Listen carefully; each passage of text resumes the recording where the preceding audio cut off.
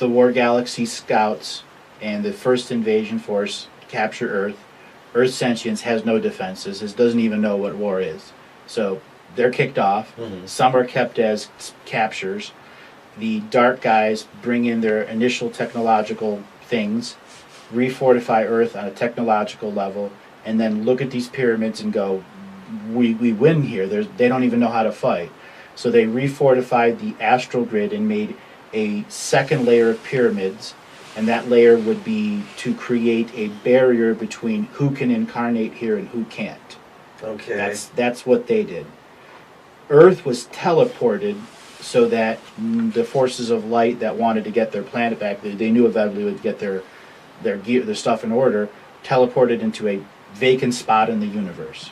Earth was heavily hurt by this teleportation. It was near death, and it gave out a cry to this universe and the 17 other universes out there, and trillions of species responded to that and began the migration pattern to Earth to heal it.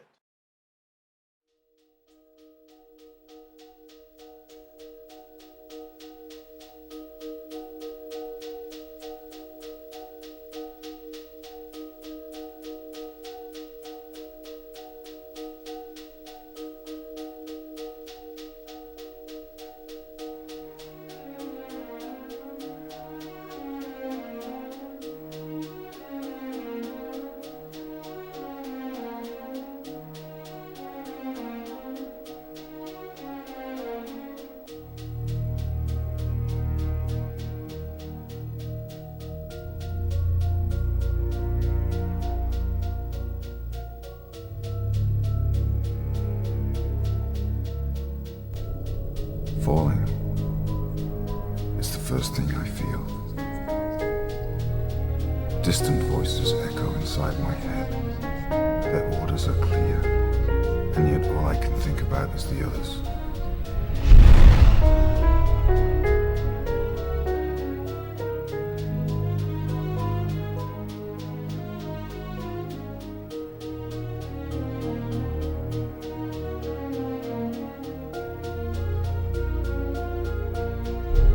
Each one traveled the same path. What was their fate? What awaits me on the other side? They have gone to a place where the light is cursed and darkness blinds the soul. This is a place where even angels fear to tread.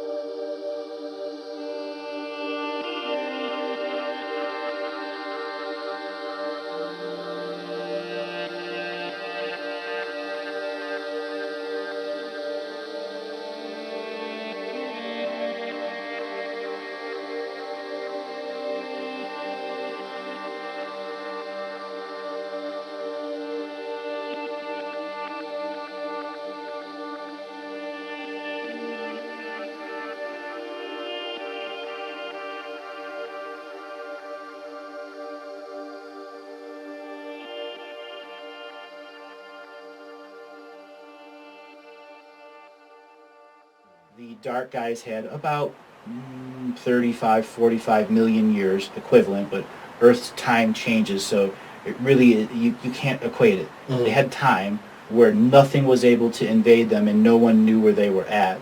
And they were able to mass incarnate troops, train them, technologicalize them, and use the womb chakras of Earth to create DNA systems for warfare. Ugh.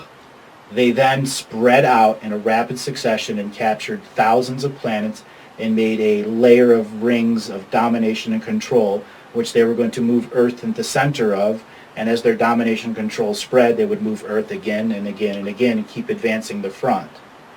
Earth was not in a condition to be teleported, but they still went out and started capturing.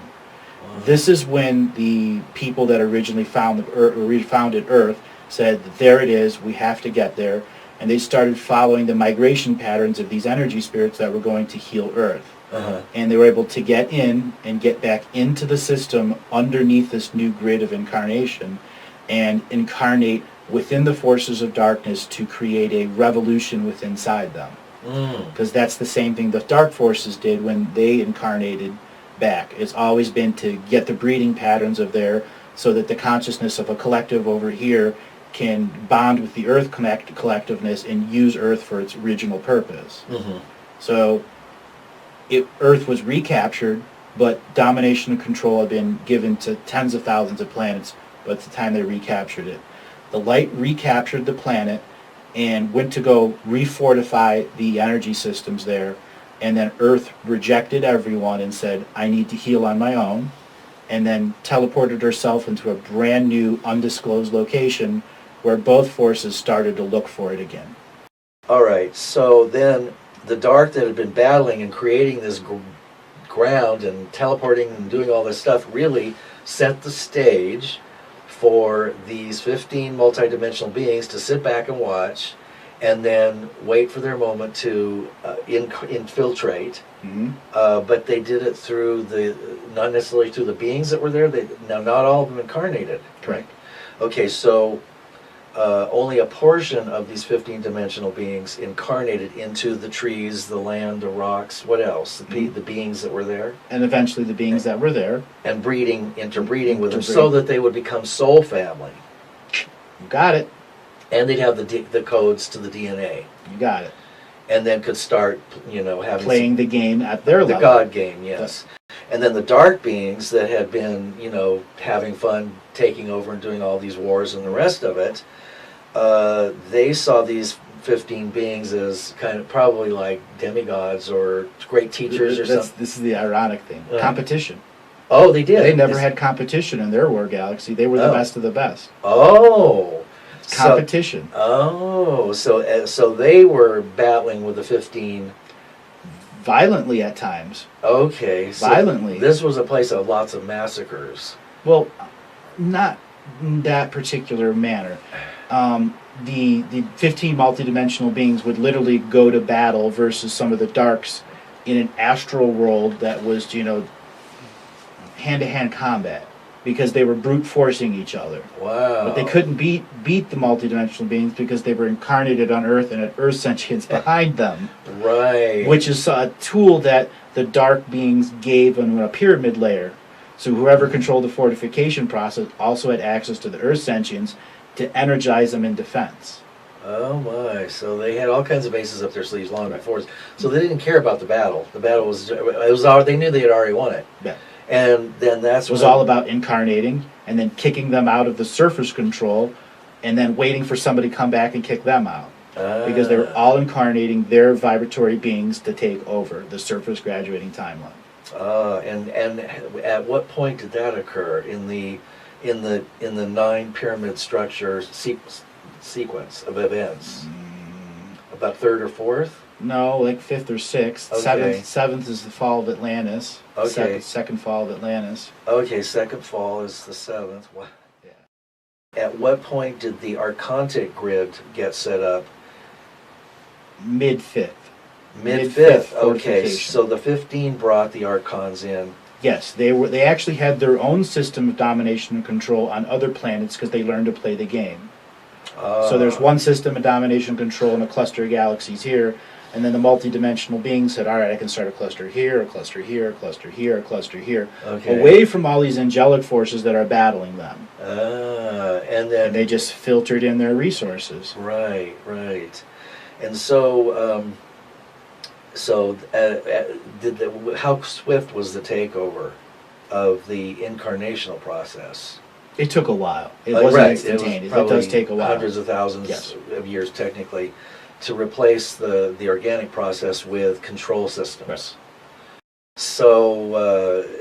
So from this period, we have a time when the incarnational process has been thoroughly corrupted, and nobody's graduating, and then they're deciding who comes in and who goes, and they're adding fine print to the soul contract. They're also booting incoming souls that are reincarnating, in from where they had probably planned out. Oh, I've got this family and I'm going to do this, and then at the last second they're booted over to a dysfunctional family where their life lessons are, pedophilia and drug use and slavery and so on and so forth. Yep. Okay.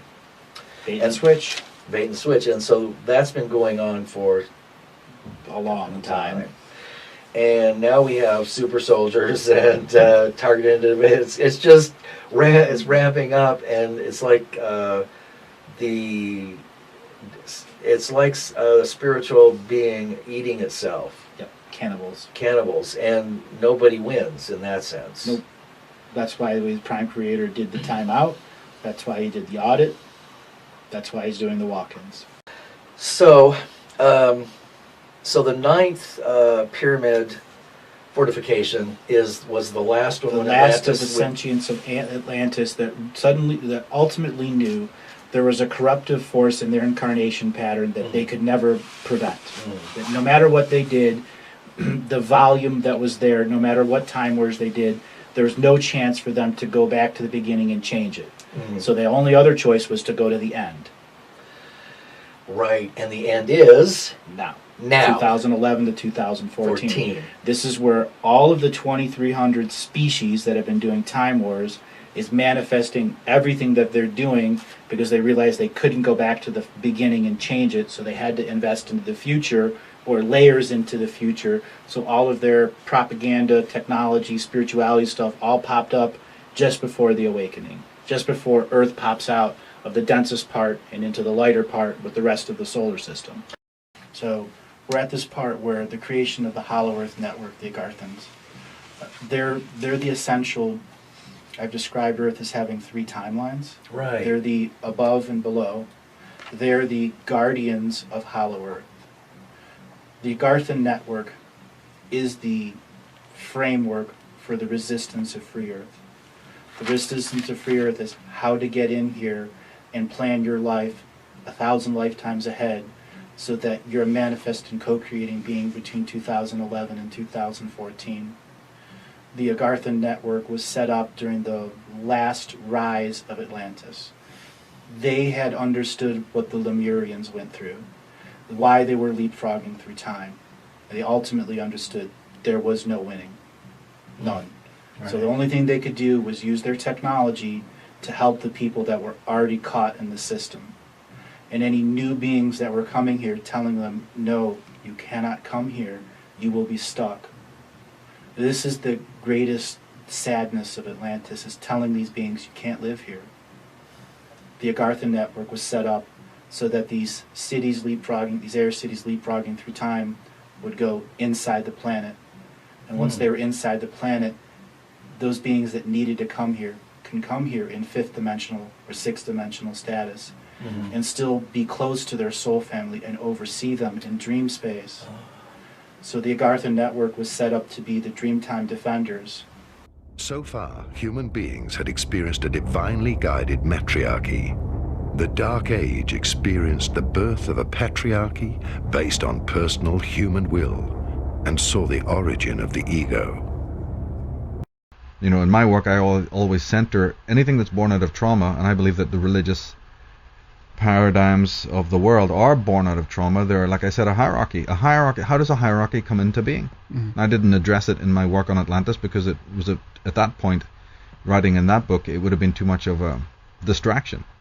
But my analysis of what hierarchy is and how it came into being is exactly the same, you know, as how evil came into being. Yeah. It all goes back to the time of the original traumatization of the ego and the loss of the umbilical connection to the matrix, which people have described as the mother, you know, the greater knowledge, the higher intelligence, the implicate order.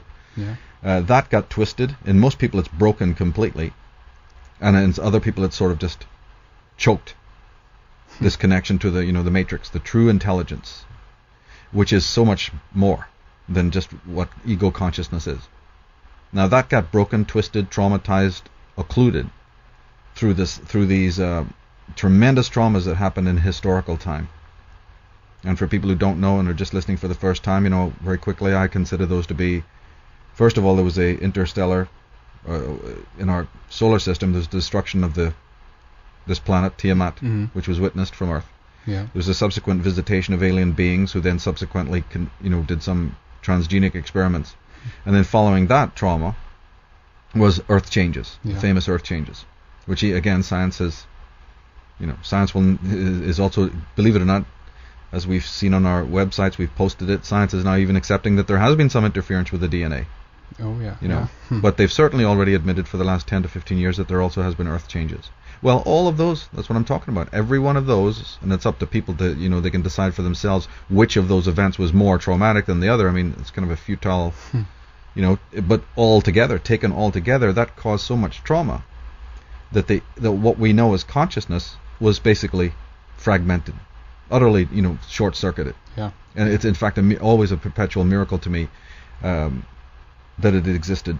And I want to make this other point, and that is that because I understand how deep this fissure, this trauma, this schism, this deremption is, I'm not a person who, when I look around at what I can only describe as the state of decay, and I don't just believe it's a 20th century or 21st century state of decay, we've been in a pretty bad state for quite a long time. Yeah. But when I look at all of that, I am not a person who finds that at all difficult to grasp. Didn't R.D. Laing say that insanity is a perfectly natural consequence of an insane environment? It's going insane is actually a person's reaction to an unsane or unhealthy environment. Yeah. Right?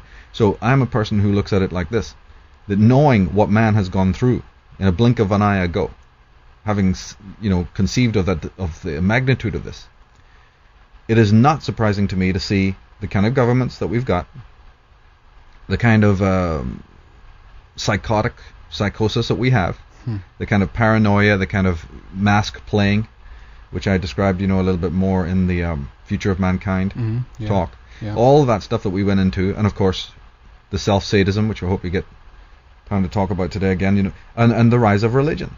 When I look at all of this stuff that people complain about, and they fold their arms and they shake their heads and they roll their eyes and go, my goodness, what is wrong with us? Things are just so terrible. Yes, but that's to be expected if you do what people like Jordan Maxwell have said, which is look to your past. Find out what has been going on in the past. Yeah. Not your life.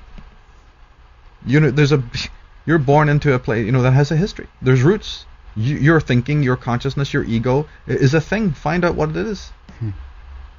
And so from the past, we were traumatized. It's so immeasurably so, it's almost, you could write volumes on just that alone. And for people who are interested in that, certainly I can recommend, Julian Jaynes's book, The Origin of Consciousness and the Breakdown of the Bicameral Mind. What I sense you saying is that you're making a clear distinction between spirituality and religion here. Between institutions see, religions do provide exquisite practices to get deeper into the spirit. The problem is that every practice is entrapping. I don't care whether it's meditation or Catholicism or the Torah or drugs or whatever, yoga or whatever it is, they're all traps.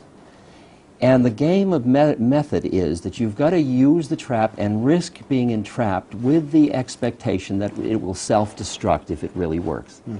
The problem is, if it really self-destructs, the whole priest class is out of business in institutional religion. Yeah. So that the game has a funny kind of top, a false top on it, because it's any institution that starts to have salaries and institutional structures and all that immediately can't self-destruct. It's not designed that way.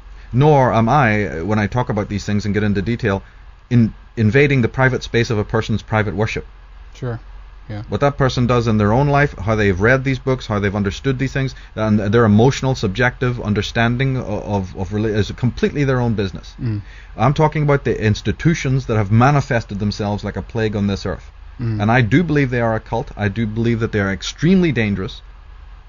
And it's ludicrous and hypocritical for a person like me to say, well, I've got answers to fixing things, or I got some suggestions about what can be done, without addressing that serious problem. Because I know that those things grew out of the trauma of the past, and in some way they were kind of necessary.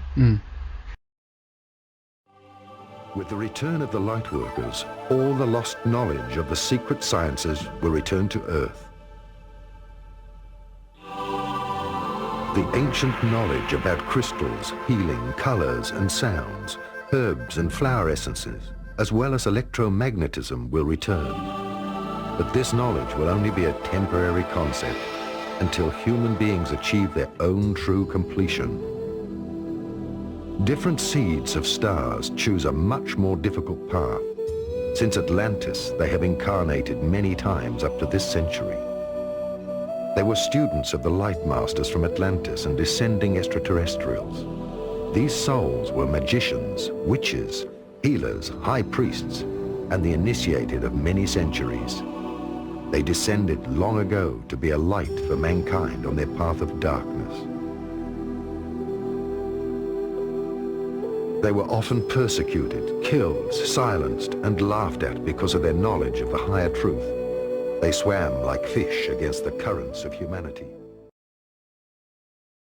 I think it was George Herbert or somebody, Frank Herbert, the author, said that the fish is the last creature to understand that it's in water. Yeah. You know, the last creature to understand the mystery of water is the fish. But see, this is exactly the kind of thing then that leads to the torture and massacre of others. If we look at the actual Inquisition details, there's a couple of quotes. It says, there's one here from the book The Death of Classical Paganism, in which the quote says, "With regards to trees and rocks and springs, wherever ignorant people put lights or make other observances, we give notice to everyone that this is a most evil practice. And wherever they are found, they are to be taken away and destroyed." Right? So remember, you're not only defending what you've got, but you're attacking what they've got. Yeah.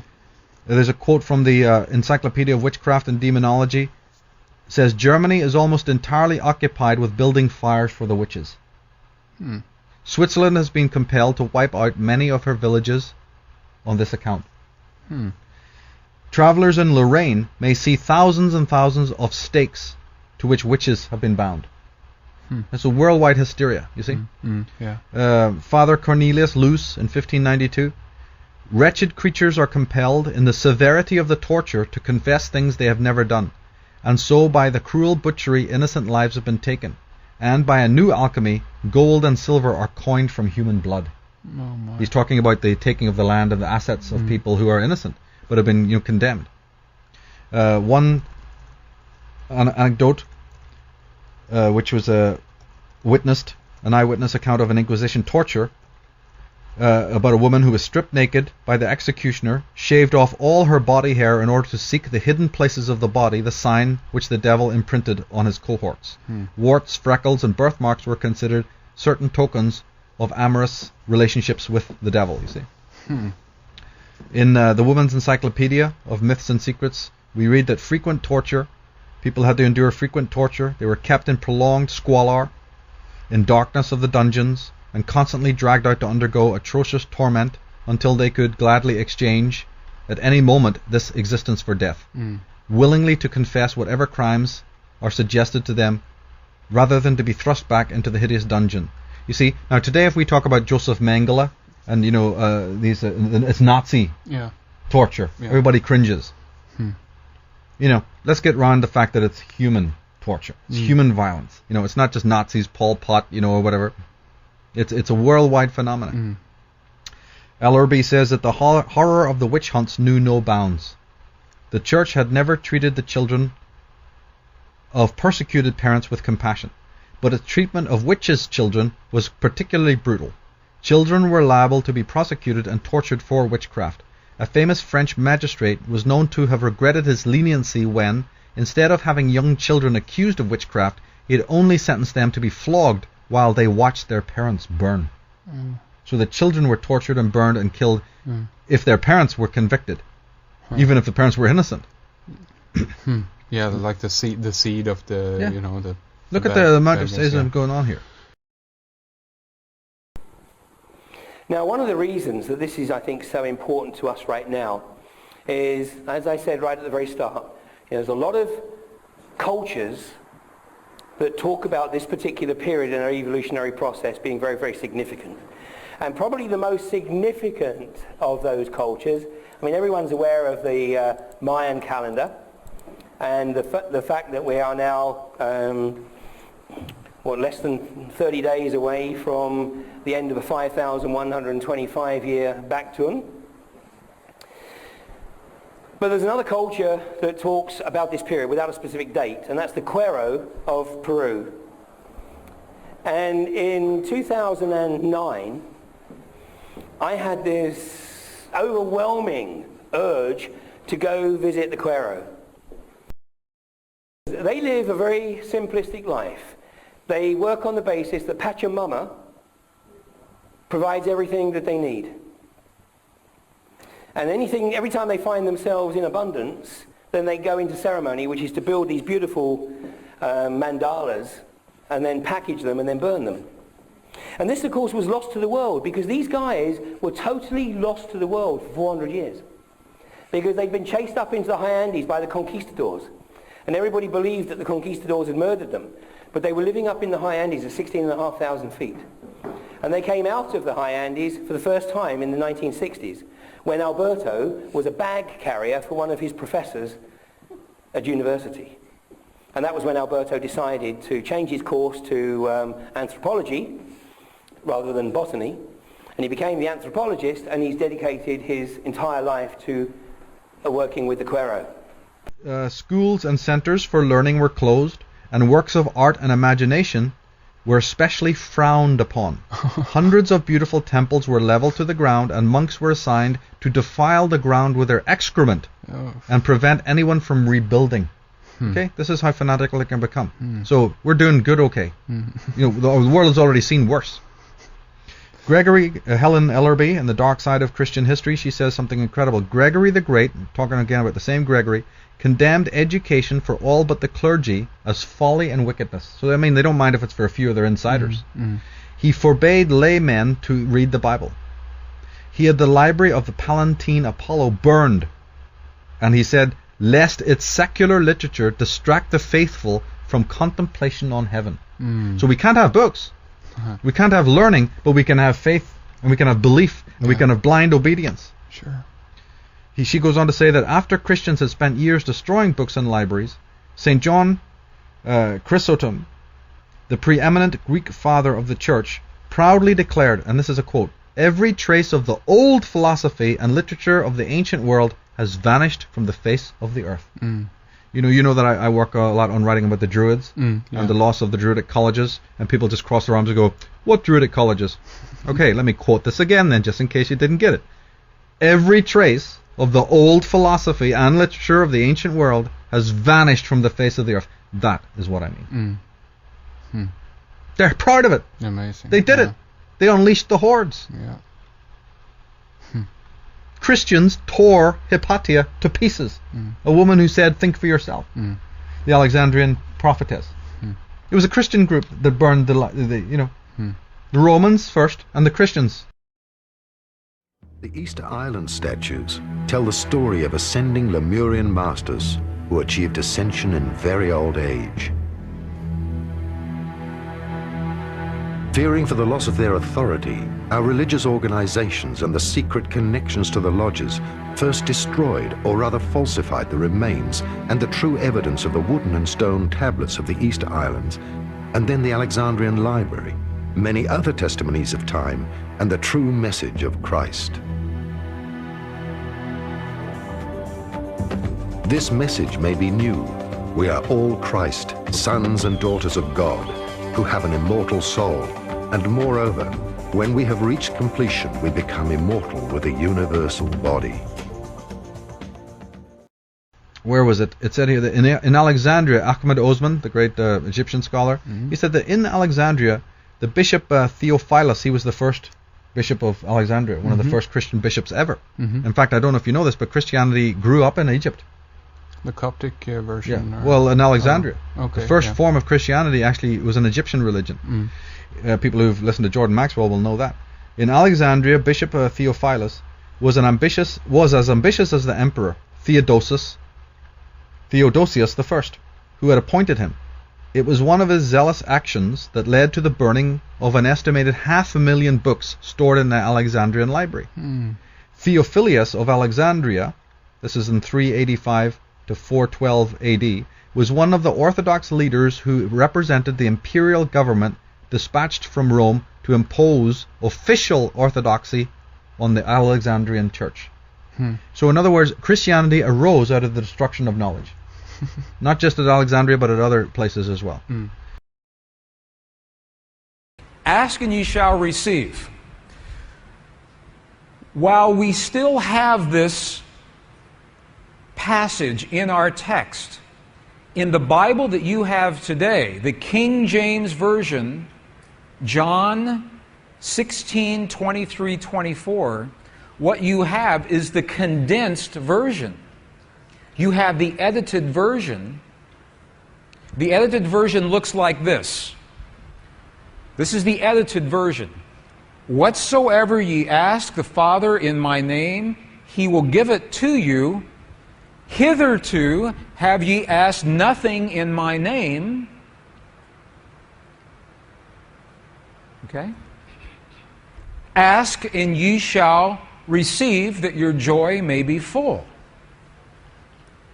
Okay, this is the edited version. This is so amazing to me because they took out the two sentences that tell us how to ask. In the 4th century, when the edits happened, they took those two sentences out. Would you like to see those two original sentences? Okay, we'll go back into the original Aramaic and we'll look at a new translation. This is the original Aramaic. It begins, it looks very similar. So this is the retranslated version with the missing pieces. All things that you ask straightly, directly from inside my name, you will be given. It says, so far you've not done this, because if we ask with our voice, we have not done this. Now here's the piece that was edited. Here is what was lost. Look at these two very powerful sentences. Ask without hidden motive and be surrounded by your answer. Be enveloped by what you desire, that your gladness be full. Look at what it's saying. It's not saying to speak a word, it's saying to be surrounded, to feel as if. If you are surrounded, you are feeling as if your answer has already happened. Be enveloped. If you want the perfect relationship in your life, if you want the healing in the body of your loved ones, feel the feeling of what it is like as if that has already happened. Be enveloped by what you desire, because that is when your thought and your emotion become one. You think the thought of the healing in your loved ones, and you feel the love of that thought. They become one, and that is the language that this field recognizes. Does that make sense? Are you okay with that? What happens is, it's kind of like an inertia thing. Every time you push into the universe for a thought that you want, the universe pushes back. It's like a fluid that you're pushing against. And so it's why you can't keep your mind focused. This is a concept now. If the field is really there, and if the indigenous people know it, and if the ancient people know it, why don't we know it?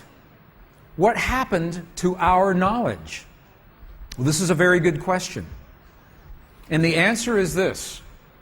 In our Western tradition, and when I say Western, I'm assuming that we are of the Judeo-Christian tradition, is what I'm talking about here.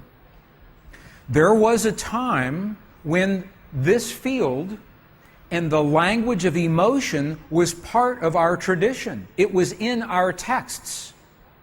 Until the 4th century, the year 325 AD. In the year 325, something happened.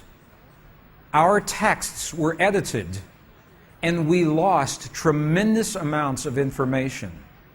The Emperor Constantine in the early Christian church, with the early Christian Bible, had to make decisions.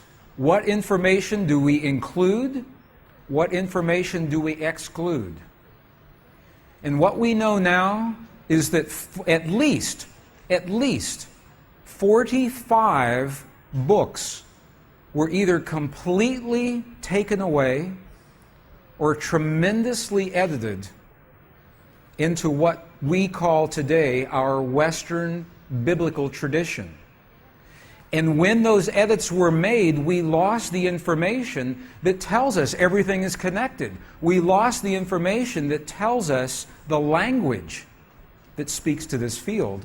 We know the information was lost because we are now recovering the information in the Dead Sea Scrolls, in the Nag Hammadi Library, in the Coptic texts. This is how we know this information was lost. There are many places in this program where the entire day could be one topic, and this is one of those places. Because we could do an entire workshop on the information that was lost. And we won't today. But I wanted you to see an example of the books that were taken out of our text. This is some of the examples of the books. How many have heard of the missing years of Jesus? Have you ever heard of the missing years of Jesus? See in the back? The 18 missing years? Why are they missing? Why are they missing? In these books, there is not only a book, the infancy of Jesus, there is the infancy of Jesus, book 1. The infancy of Jesus, book 2, that tells about his childhood and tells about his learning of the power in his body to heal and to change his world. Why don't we see more women in the Bible? Ladies, have you wondered why there are not more women who have written in the Bible? Do you wonder that? We know that women lived a long time ago. Women were there. It's a promise, I guarantee. One of the reasons is because when the women would write, the male-dominated church would take those books out. There's a very powerful book that was written by a Gnostic woman. And even the title of the book is so powerful. Listen to the title. The title of the book is called Thunder, Perfect Mind. Thunder, Perfect Mind. Isn't that a powerful title?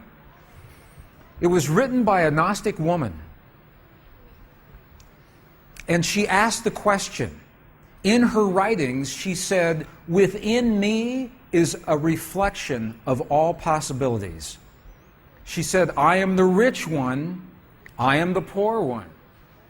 She said, I am a virgin, and I am a whore. She said, I am the son of your mother and the daughter of your father. And I am all possibilities that you can ever imagine. I represent everything that lives within you. Why do you fear me? Why do you stone me to death at your city gates? What a powerful text. And I can see when the church fathers went down the checklist to say, what books do we keep? What books do we toss? Thunder, Perfect Mind. They said, it's gone. Because it was such a powerful book.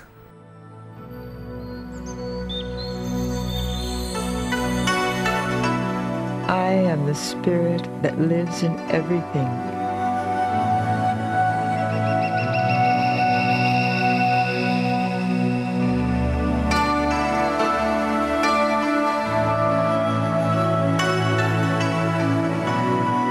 I am the voice in the cosmos, in the wind, and in the nature of all that is.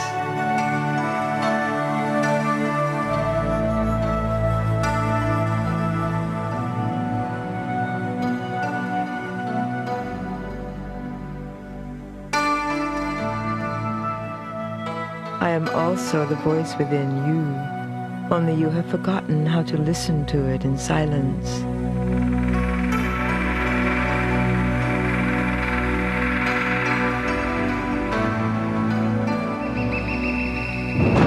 So listen now to the message on the outside, which is important during the last days of this old world, because every ending is also a new beginning. As a spirit of this planet, you are a part of my being as much as I am a part of you. Through you, I have lived thousands of lives to gather my experiences. Concealed within you, I've experienced innumerable cultures and personalities within the eternal cycle of life. You can have it or you don't have it. And that's what I've said about the Constitution. It's what I've said about any doctrine, Magna Carta. What good are those documents when man himself has lost his psychic sovereignty? If man has no inner republic, if he's lost his constitutional sovereignty, if he's violated himself psychically, then what good is some piece of paper? You can bullhorn it to death. You see, scream it. Yeah. You can buy 101 bumper stickers for your car. Let's get back to the Constitution. It doesn't mean a thing unless you have Constitution within you. Constitutions of law and society are based on human contracts of moral and virtuous relationships between men. You know what is breaking down in our society today, Henrik? Is that virtue. That is why you see it breaking down on the social, slightly higher macrocosmic level. It's because it is breaking down, and that involves a lot of mind control and other things. But ultimately, again, it's breaking down because man has lost his center. It's in his consciousness that he's losing his virtue, his morality, his conscience. So all the documents in the world will never work, and more so, you're going to engender then the kind of individuals that we see in society who will come in with their hammer and chisel and chip away at these documents and say we don't need them anymore. They'll do exactly what you've seen. They will eviscerate them, they will change them, they will modify them, they will rewrite them, they will rescript it, and they'll roll over your rights. They'll turn the whole system upside down, and people will accept it. They may verbally, it's cheap and easy to sit at the coffee shop going, what a terrible world we're living in. If those people themselves, you see, have lost their inner constitution.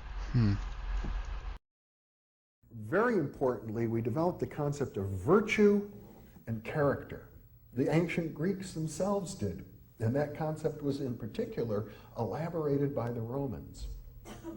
And so you hear, I believe it's the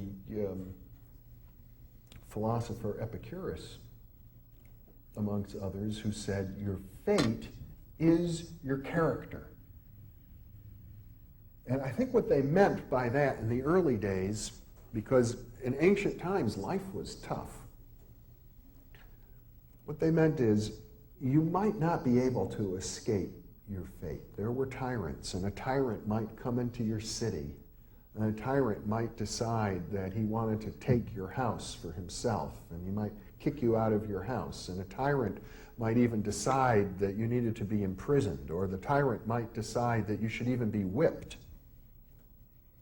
But you always could control your attitude about these things. The tyrant might try to break you completely and humiliate you completely. And the tyrant could control everything physical about your circumstances. But the tyrant couldn't control your sense of yourself and your sense of virtue. And by that, some of the Stoic philosophers in particular meant that the tyrant couldn't control the fact that in that situation, you're the virtuous one and he is not. And that no matter what the tyrant tried to strip away from you, he couldn't strip away your virtue. I don't know if a modern psychologist would agree to that.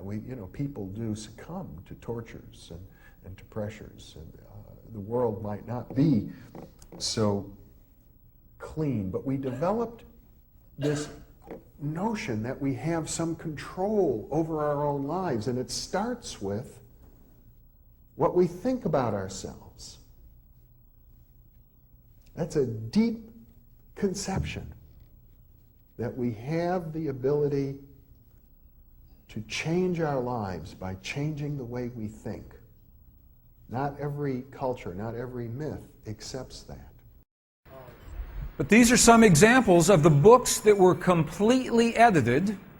They were taken out. These are the books, these are the books that were condensed.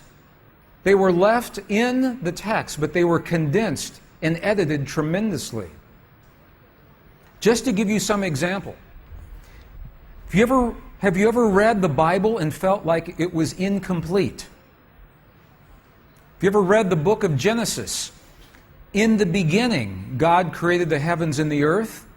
God breathed the breath of life into the nostrils of man, and man became a living being. We were created in one sentence in the Bible. Where's the rest of the information? How were we created? When you go to any other spiritual tradition, there is paragraph after paragraph, column after column, page after page, talking about the creation of your soul and your body and my body, and how it happened and who is responsible. But in our Bible, we have one sentence, and everything else is gone because it was edited. What was taken out? There's not only book 1, there is book 1 of Adam and Eve, book 2 of Adam and Eve, that tell us the secrets of our origins, of our creation, of our heritage. So this is one of those places we could spend all day on this, and we will not, but I wanted you to see information was lost. When our texts were edited, information was lost from our tradition that was not lost from other traditions. And this is why it makes sense. This is why it makes sense to go to Tibet in the monasteries, to the mountains of Bolivia and Peru, Nepal, India, Italy, the desert Southwest, because there are records in those places that fill in the missing pieces, that complete the information. We found them in the Dead Sea Scrolls. In the Nag Hammadi Library, there are the Gnostic texts, the Coptic texts, the Essene texts. Many of you have studied work that I did 15 years ago on the Essenes. That's when this picture was taken. I look different now. A little. No? More hair.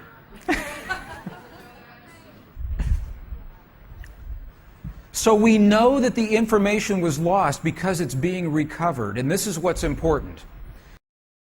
Wow. But there's other libraries.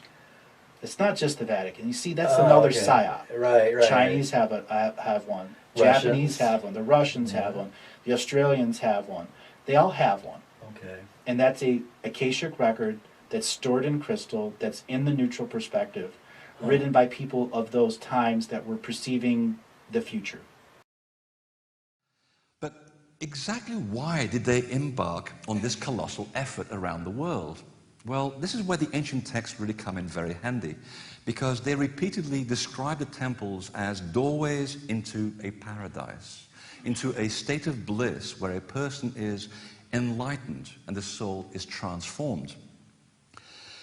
The pre-Christian Gnostic Gospels that were discovered in Nag Hammadi in 1945, much to the embarrassment of the Catholic Church, actually offer a glimpse of this purpose of temple building around the world, because they describe how an organization built temples, and again I quote, as a representation of the spiritual places, and in doing so, created an antidote against forces of darkness that steered the people who followed them into great troubles by leading them astray with many deceptions. And they died not having found the truth and without knowing the God of truth, and thus they became enslaved forever from the foundations of the world. That's a very profound statement. But what this means actually is that in terms of the sacred science, understanding that it is vibration that produces matter finally, it is also vibration, of course, that produces the effect that art has upon us, all art. We know this best, or we understand it best in music. Everybody knows music is just vibration, and yet there's a tremendous difference between a Beethoven quartet, the Star-Spangled Banner, and the Rolling Stones. Each of these produce their own emotions, as it were, and they produce them solely through vibration. Well, it was Schiller, I thought it was Goethe, I made a mistake, but even I do. It was Schiller who said that, or who described architecture as frozen music. And this is not just poetically and metaphorically true, it's literally true, because architecture does in stone what music does in sound. In other words, it's visual vibrations that are affecting us, and we're inside the symphony, as it were, when we're in a sacred space, when we're in any space, as a matter of fact. We are being affected emotionally by the vibrational nature of that particular building. So when we go into an Egyptian temple, we are resonating to its harmonies and proportions and so on. And if the great sages of the past understood that each of the cosmic principles, which are the gods, as it were, the gods are not sort of strange animal-headed beings, they are the embodiments of cosmic principles. And those cosmic principles are all, in one way or another, inextricably related to certain numbers, interplay of numbers, which give rise to geometry, harmony, proportion, and measure. And when you know the secrets of the numbers, as it were, and the secrets of the principles, you are able to produce a building that will evoke within the emotional center of the beholder that particular principle. So even though we've virtually lost that, we've lost that knowledge effectively, this is what we're all busy trying to recoup, but when you go into a Hathor temple, you get a certain reaction to it. You're reacting to Hathor. When you go into a Horus temple, your reaction is very different, and it varies for different people. Some resonate to one more than another, but there's no mistaking the different emotional effects of these temples, just as there's no mistaking the difference between the emotional effect of a Bach cantata and a Led Zeppelin rock song. That they're very different from each other, and the reason that they're different is because of their constituent, of their harmonies and the numbers that are involved. In the same way that the Egyptian mystics, you see, the mysticism of old was that you were the one who would become Osiris, or the enlightened one. You are the one to become radiant, and the way you're going to do it is by living truly, being highly moral in your own life and your own actions, and by going through a lot of rites of passage and facing what life throws at you. Sacred texts, whether you are talking about the Puranas of India, or whether you're talking about the building texts of the Temple of Edfu in Egypt, they all describe how a catastrophic global flood destroyed what they called the cities of knowledge and submerged, I quote, mansions of the gods beneath 120 feet of ocean. We now know today from Danish geologists who are studying ice core samples in Greenland that the exact event of the big global flood that we get to hear so much about took place exactly in 9703 BC, Wednesday, I think. And they have actually found all around the coasts of many continents, including off the coast of Japan, here at Yogonomi, entire temples and cities submerged under 120 feet of ocean water. And the same texts also describe how groups of survivors from this incredible cataclysm, who are called builder gods or seven sages, depending on where you are in the world, how these groups of people set out to reconstruct the former mansions of the gods by embarking on a temple-building program across the world. And there's one group of builder gods that existed at the ancient academy of Heliopolis, which today is a very nondescript suburb of Cairo. There's just one obelisk that remains there. And these incredible beings were described as the Aku Shemsu Hor. It's a beautiful name. And it literally means the shining ones, the followers of Horus. And if you follow the story that is actually written on the temple walls of Edfu, they are often referred to by a short name, the Ahau.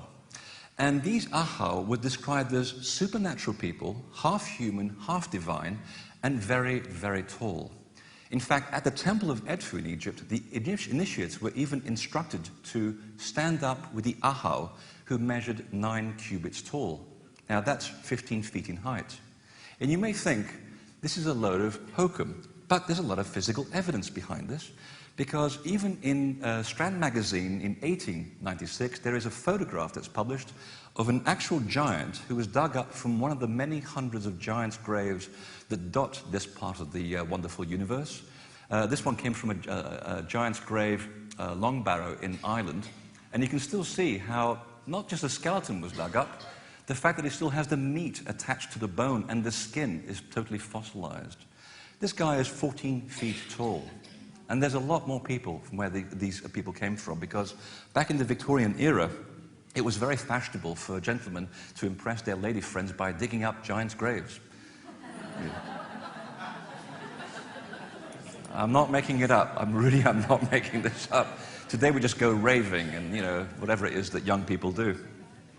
But the funny thing is, these people have been dug up again and again. There was one that was dug up not far from Glastonbury many years ago. They found the fossilized bones of a man who was 10.5 feet tall, I believe. And they found a bow in the grave, not far from Glastonbury, which is today displayed at Taunton Museum.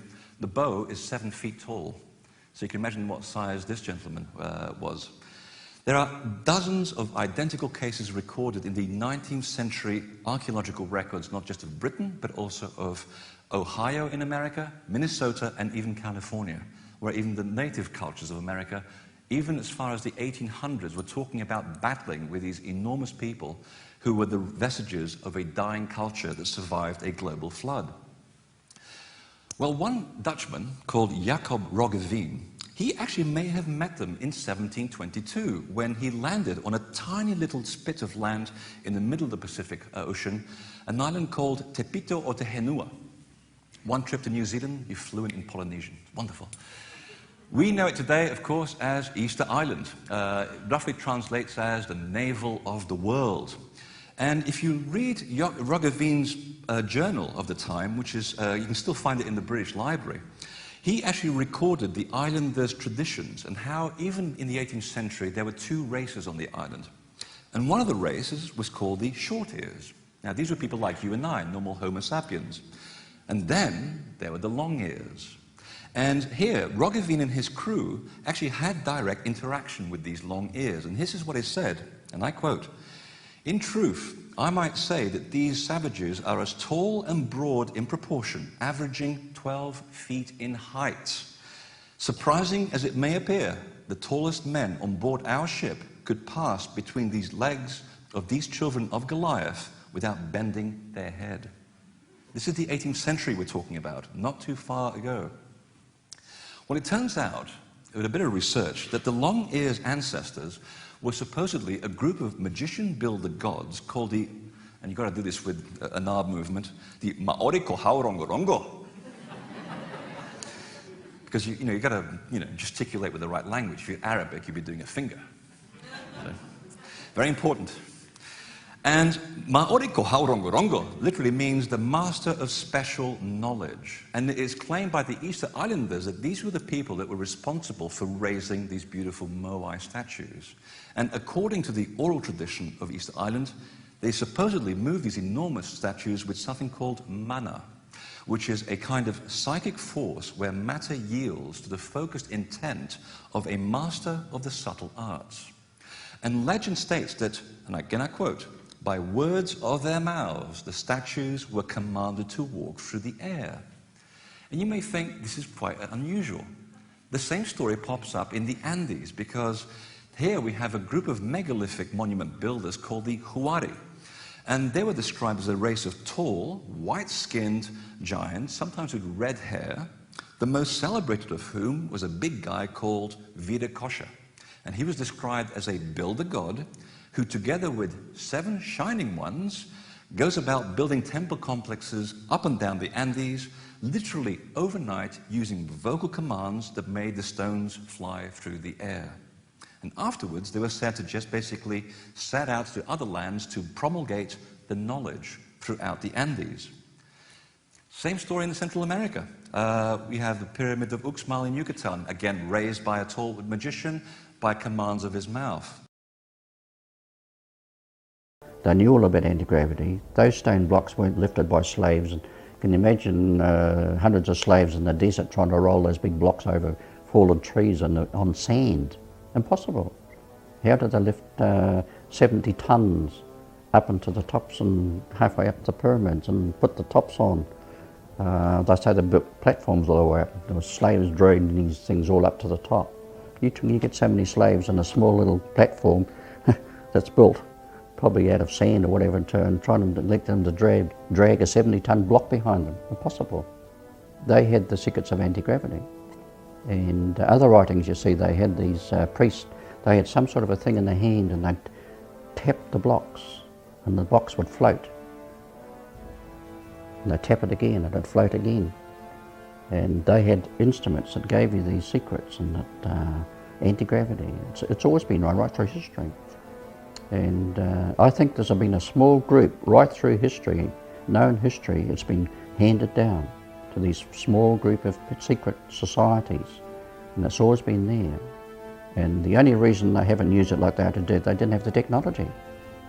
So what do? They have a war, they get all this fast technology going and everything goes boom. So we've got more great big jump in technology. And you get things going on all around the world, you have little jumps in technology. And suddenly they're pouring all this money into all this types of science until they've got to the stage where they can actually produce these things again with the technology, but they had to get it there. And they couldn't make a motor car like they do today in 1930. And now they can make it automatically. They've got everything, nobody in there, they've got people machines making cars, putting it together. We didn't have that technology. So this is where we're right back to all this knowledge that was in the ancient past is now coming out in our reality, in our future. And they are creating a future for us further on, but only the elite know. Why should they be the only ones that know? We want to know. The public want to know. And the public know that something's going on, but they can't figure out what in the hell is it. Why won't they tell us? Why is there so much chaos? And we don't need wars.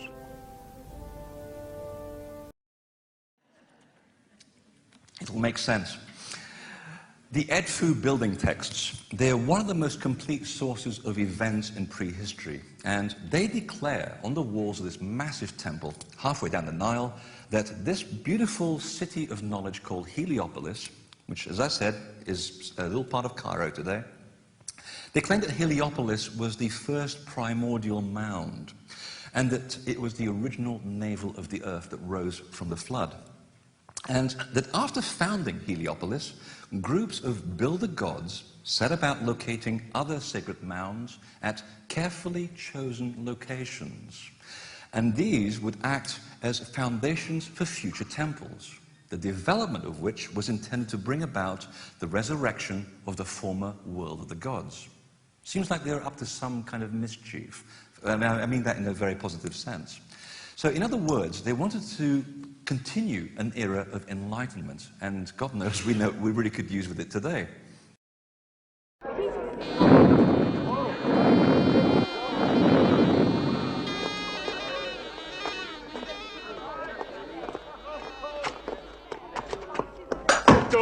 Oh, sorry, old fella. What are you doing here? Oh, this is no place for an old man. I built it, dullard. All on your own? Yes, and for the likes of you, it seems. Oh, well, then you can tell me the way to the kitchen. Follow your nose. The pyramid's whole purpose is to take the energy of friction and vibration in a crustal plate and then convert that energy through vibration into free available consciousness expansion energy to those that live within a certain vicinity of the pyramids. Now, one of the other things that we were talking about in the last session was about Agartha and the fall of Atlantis, third fall of Atlantis. Mm-hmm. Did you want to add anything more to that?